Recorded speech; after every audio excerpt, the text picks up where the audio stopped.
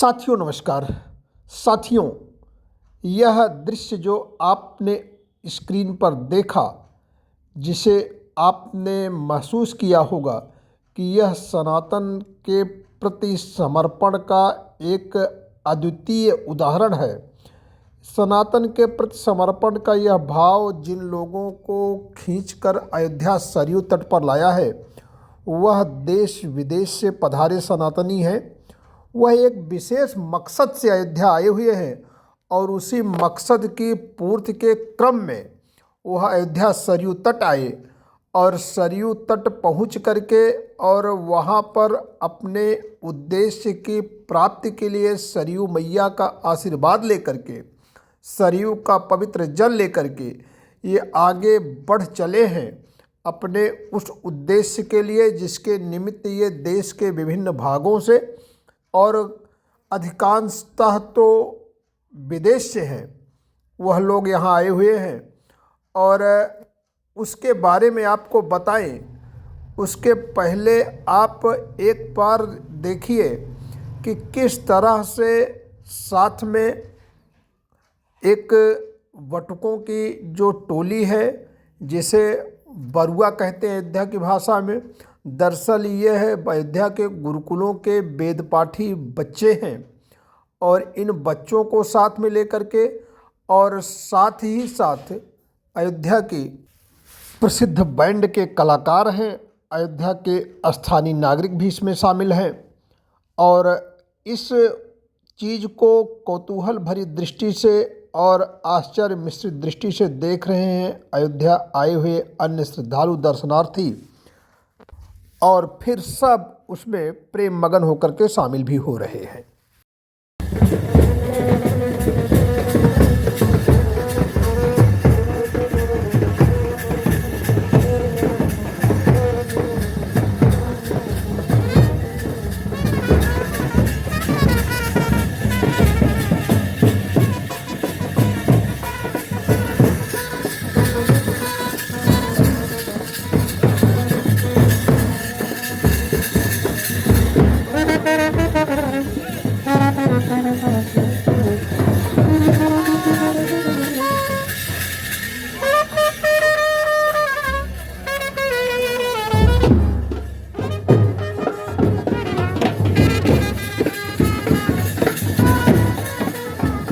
आइए अब देर न करते हुए आपकी जिज्ञासा का समाधान करते हैं।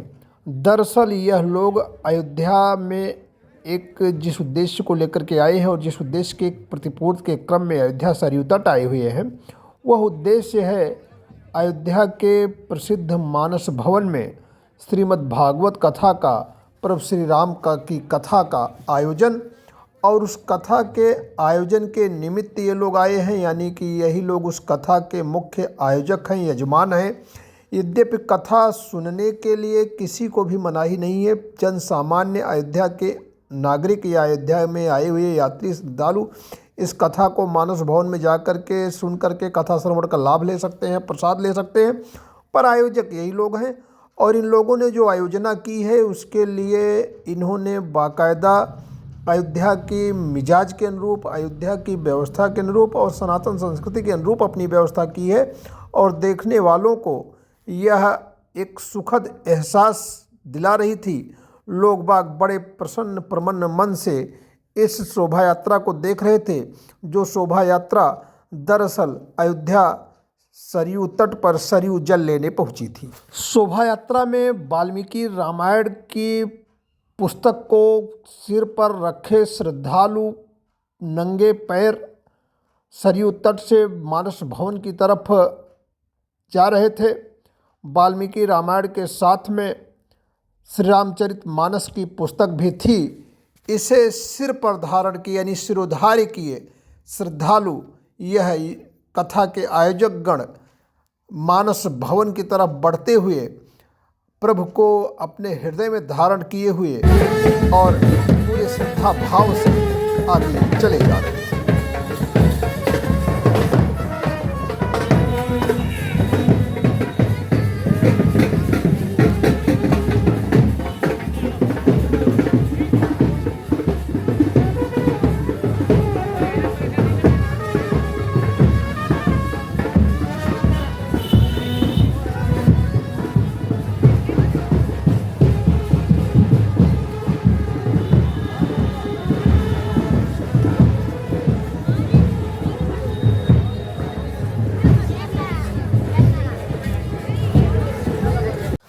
आपके मन में एक जिज्ञासा और होगी कि कथा व्यास कौन है, कथावाचक कौन है। तो कथा व्यास जी के विषय में भी आपको बता दें। कथा व्यास जी हैं वृंदावन के प्रसिद्ध संत वैष्णव आचार्य श्री अखिल जी महाराज।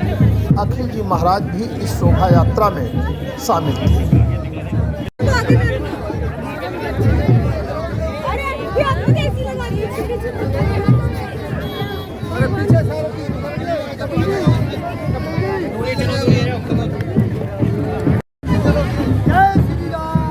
श्री राम, जय श्री राम, जय श्री राम, जय श्री राम, जय श्री राम,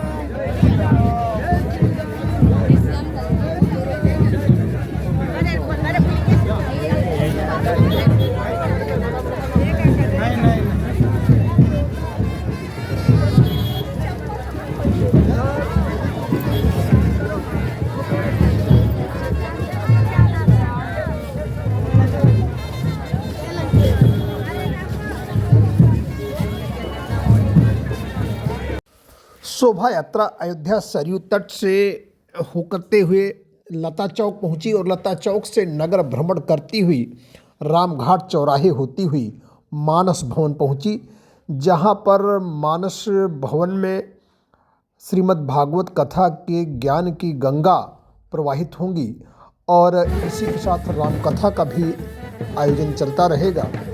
यह कथाएं अयोध्या मानस भवन में चलती रहेंगी और नए वर्ष पर 1 जनवरी को इनकी पूर्णाहुति होगी और पूर्णाहुति के बाद यजमान अपने अपने स्थान को जाएंगे। लेकिन अयोध्या में इस प्रकार की कथाएं अब होना आम बात हो गई है। प्रायः प्रत्येक मंदिर में बाहर के श्रद्धालु आकर के राम कथा या फिर श्रीमद् भागवत कथा या देवी कथा या शिव चर्चा आदि आयोजन करते रहते हैं। अयोध्या इन दिनों इस चीज़ के लिए भी प्रतिष्ठा पा रही है। इस पर फिर कभी विस्तार से आपके लिए एक वीडियो लेकर के आऊँगा। अगर यह वीडियो अच्छा लगा हो तो कृपया चैनल को सब्सक्राइब करें, कमेंट करें और अपने लाइक्स भी वीडियो को प्रदान करें। धन्यवाद।